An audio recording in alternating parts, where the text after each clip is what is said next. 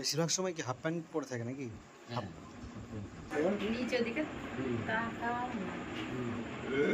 কি নাম তোমার?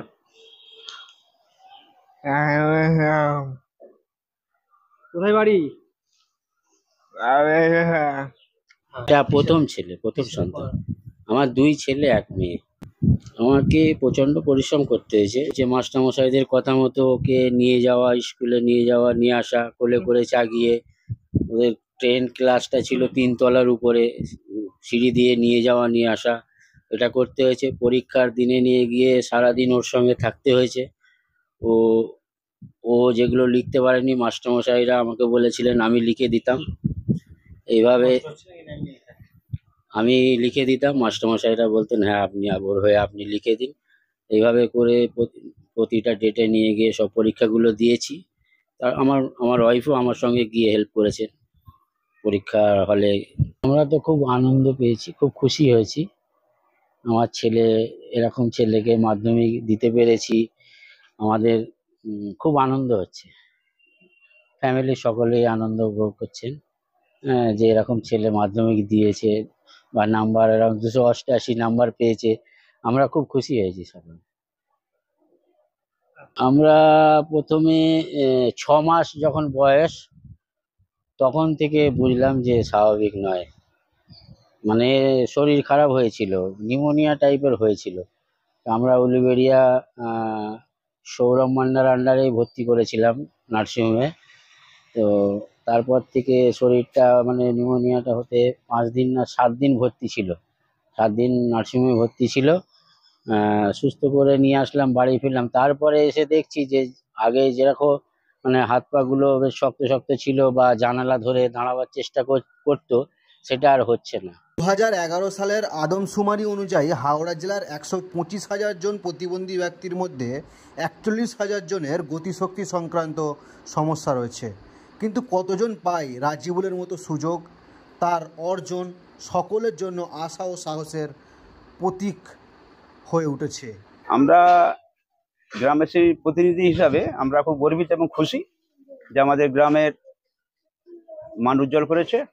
আমরা চাইব যারও নাম গ্রামের নাম উজ্জ্বল করুক এবং সবাই আমরা দেওয়া আশীর্বাদ করব। এবং আমি সরকারের কাছে অনুরোধ করছি যে সরকার যেন এই একটা প্রতিবন্ধী মানুষের পাশে দাঁড়িয়ে আরো যারা উচ্চ শিক্ষিত হতে পারে, এই দাবিটা করবো সরকারের কাছে। অন্য ছেলেদের উপরেও কি এই প্রভাব পড়বে মনে হচ্ছে? অবশ্যই তো হওয়া উচিত, যে যার যার বাড়িতে প্রতিবন্ধী বাচ্চা এবং ছেলে এবং মেয়ে আছেন, সেই সব গার্জিয়ান পক্ষকে আমি অনুরোধ বলবো যে আজকে এই রাজিবুল শেখকে দেখে শিখুন এবং আপনারা কষ্ট করুন। কষ্ট করলে এই ফলটা আপনি একদিন পাবেন। অতএব আমরা দেখেছি যে অনেক বাবা মা তার ছেলেকে নিয়ে অবহেলা করে, যে প্রতিবন্ধী ছেলে খোঁড়া কি করবে না করবে। না, এটা ভুল। শিক্ষার কোনো শেষ নেই, চেষ্টার কোনো শেষ নেই। যদি মানুষ একটা পরিশ্রম চেষ্টা করে, সে অনেক দূর পর্যন্ত যেতে পারে। আপনারা কি চাইবেন এমন উদ্যোগ আরো ছড়াক? মানে অবশ্যই চাইবো যে যে বাড়িতে প্রতিবন্ধী ছেলেমেয়েরা আছে তার বাবা মারা তাদের ঘরে না বসিয়ে রেখে তাদেরকে আনুক, এসব জায়গায় আনুক এবং তারা শিক্ষিত করুক তাদেরকে। রাজিবুলকে আমি পঞ্চম ষষ্ঠ শ্রেণী থেকেই চিনি। ও আমার বিদ্যালয়ে যখন ভর্তি হয় তো ওর বাবার সাথে স্কুলে আসতো, ওর বাবা ওকে কোলে করে ক্লাসে বসিয়ে দিত এবং পরীক্ষার সময় রাইটার হিসেবে ওর বাবা খুব অত্যন্ত সৎভাবে তার দায়িত্ব পালন করতো। তো তখন থেকে আমার মনে একটা প্রতিজ্ঞা আছে যে যদি রাজিবুলের কোনোদিন আমাকে প্রয়োজন হয় তাহলে আমি রাজিবুলের পাশে দাঁড়াবো। তো ঘটনাচক্রে ও যখন মাধ্যমিক পরীক্ষার্থী, তখন আমি খাজুরি হাই স্কুলের বিদ্যালয় প্রধানের দায়িত্বে। ওর জন্য রাইটার খোঁজা, বোর্ড থেকে পারমিশন করানো ইত্যাদি কাজগুলো আমরা করেছি। এ বিষয়ে বিদ্যালয়ের করণিক জাহিরবাবু অত্যন্ত সহায়তা করেছেন। অন্যান্য মাস্টারমশাই, দিদিমণি ও বিদ্যালয়ের পরিচালন সমিতির বিশেষ করে পরিচালন সমিতির সভাপতি মাননীয় সাবির আলী মহাশয়ের সহায়তা পেয়েছি। আগামী দিনেও আমি ওর উজ্জ্বল ভবিষ্যৎ কামনা করি এবং রাজিবুল আরো এগিয়ে যাক ও আরো উন্নতি করুক, এইটাই আমি কামনা করি। ওর শুভকামনা জানিয়ে আমার বক্তব্য। রাজিবুলের স্বপ্ন এখন উচ্চ মাধ্যমিকে পাশ করা এবং অন্য প্রতিবন্ধী ছাত্রদের অনুপ্রেরণা দেওয়া।